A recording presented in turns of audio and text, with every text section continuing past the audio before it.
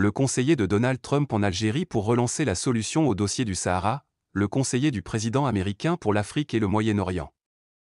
Massad Boulos est arrivé ce dimanche en Algérie dans le cadre d'une visite au Maghreb qui le conduira également au Maroc pour discuter du conflit du Sahara.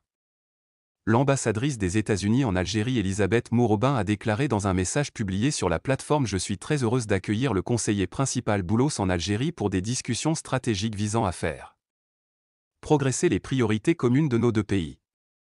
Boulos avait déjà révélé dans des déclarations précédentes la position ferme de Washington sur la question du Sahara, affirmant la position de Washington est très claire et il n'y a aucun doute ni ambiguïté. Massad Boulos a débuté sa tournée au Maghreb avec un premier arrêt en Tunisie comprenant une rencontre avec le président Kais Saied, puis un arrêt en Libye pour tenter de relancer le processus de paix dans le pays. Après l'Algérie, le conseiller de Donald Trump devrait s'envoler pour le Maroc. Les principaux dossiers au cœur de sa visite sont le Sahara et la question libyenne. Toutefois, le changement de locataire à la Maison-Blanche a mis un coup d'arrêt à cette dynamique, sans pour autant entamer la détermination des proches de Trump à reprendre le dossier.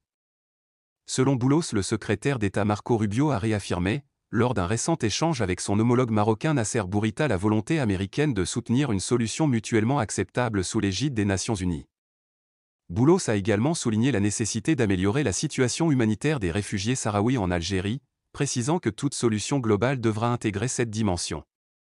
Sans toutefois remettre en question la centralité du plan marocain d'autonomie qui bénéficie d'un appui croissant sur la scène internationale, une médiation américaine se dessine. Selon plusieurs observateurs, cette tournée diplomatique pourrait ouvrir la voie à une nouvelle phase de médiation américaine. Alors que de plus en plus de pays européens et africains se rallient à la solution d'autonomie proposée par Rabat comme étant réaliste, pragmatique et crédible. À la mi-avril dernier, Boulos avait qualifié de forte et sans équivoque la réaffirmation de la reconnaissance américaine de la souveraineté du Maroc sur son Sahara.